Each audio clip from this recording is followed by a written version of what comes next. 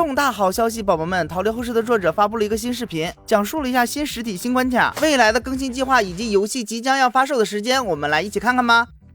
Welcome back to Escape the Backrooms, a game about the 600 million square miles of pure pain and suffering that you can randomly no-clip into called, that's right, the Backrooms. Now we all know about the levels filled with tons of monsters chasing you and even more waiting around every corner, but what if I told you that the Backrooms aren't actually all that bad? I mean, sure, you have levels filled with some of the most horrifying things known to mankind that'll leave you with a permanent 1,000-level stare, but you also have safe levels that not only don't have any danger, but can even help you survive. And one of those safe levels that you can finally chill out and crack open a can of almond water with the boys in is the grass rooms, which is a large indoor construction filled with grass and plants that contains rooms of various shapes and sizes. So it's kind of like the pool rooms, but instead of having pools, it just has a bunch of grass. So I guess it's actually nothing like the pool rooms at all, but I blocked out this room and then added textures, grass, props, and then set up the lighting and post-processing, and then I added even more areas and rooms scattered around that you can explore to try and find the exit.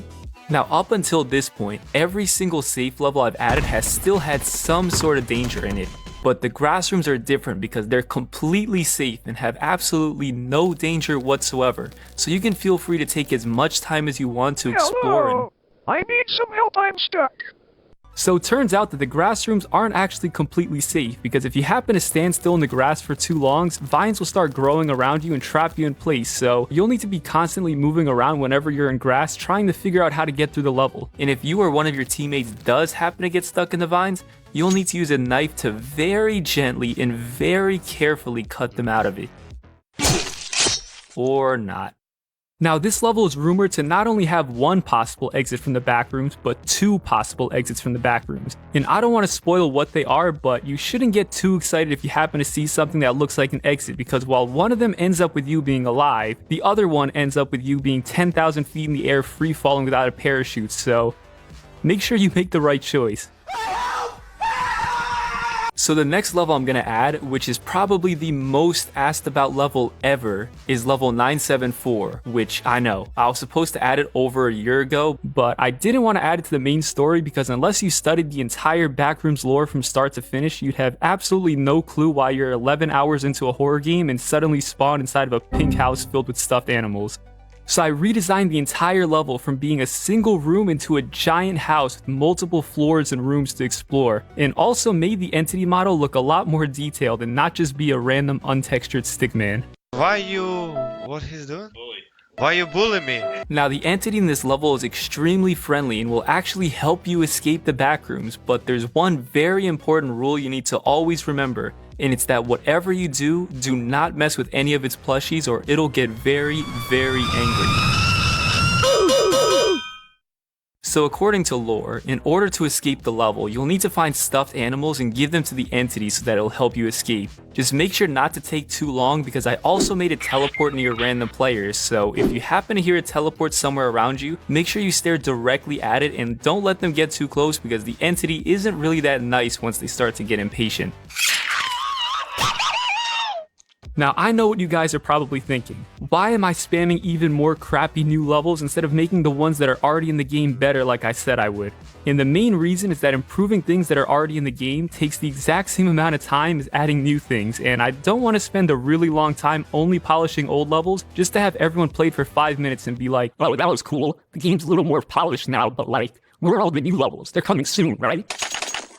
So even though the focus of this update is fixing all the bugs and issues in the current game instead of just pretending they don't exist, I do still want to make sure that there's at least some new levels for all of you who've already finished the game. Hello, can anyone hear me? I'm still stuck.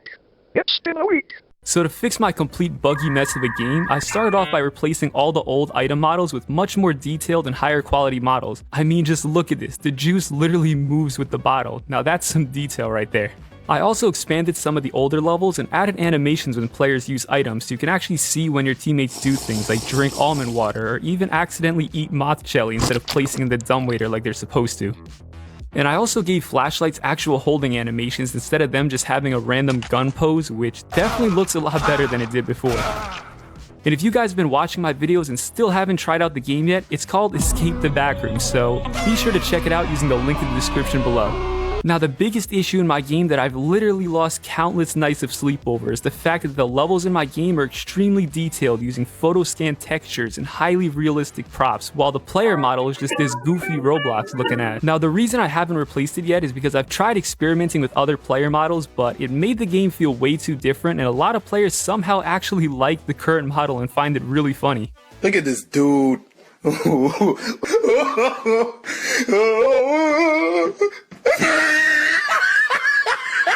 Now, I know that horror games aren't supposed to be funny, and it's actually pretty sad that it's funny since it definitely wasn't on purpose, but I got this retextured model that still looks the same, but just has higher quality textures and details, so let me know down in the comments what you guys think, because this is literally the 5th new player model I've experimented with adding to the game. Question for you. What are those? So all the new levels that I've added so far in this video are going to be part of alternate endings, and some of them will make you use mechanics from earlier in the game because it doesn't really make much sense that players would find a $50,000 NASA engineered LiDAR scanner and then just throw it away as soon as they finish the level. Now, I know that I haven't been uploading too often, and it's not because I don't want to. I'd upload monthly or weekly or even daily if I could. And I really do hate that it takes so long to make, since I don't want to see you guys waiting, and every time I check the comments or my Discord or my DMs or my emails, they're just spam with people asking me when the update is coming out and how long it's going to take. And the longer it takes, the angrier the messages slowly start to get. So there's a lot of pressure to make sure that it's good enough for you guys. And it's even harder because I wasn't able to work on the game for a few months since I caught a really bad case of the hydrolytis plague and had to get surgery. Now, I know that you guys probably expected it to be out by now, but I'll be uploading a trailer with the release date really soon, and it'll be coming out on... 这里我们说一下，游戏已经做完了，其实在测试 bug。正常来说，要等 PS5 及其他平台一起上线，可能是大家催得太紧了，大家也比较着急了，作姐也非常忙，所以可能先给我们发布。毕竟 PC 端现在是可以直接拿出来给大家玩了，具体是等其他平台一起发布，还是说直接先给我们发布？我们要等作者过几天的视频啊，也是马上了，作者说了很快就会给我们说的。感谢大家收看，有消息第一时间给大家通报，谢谢大家收看。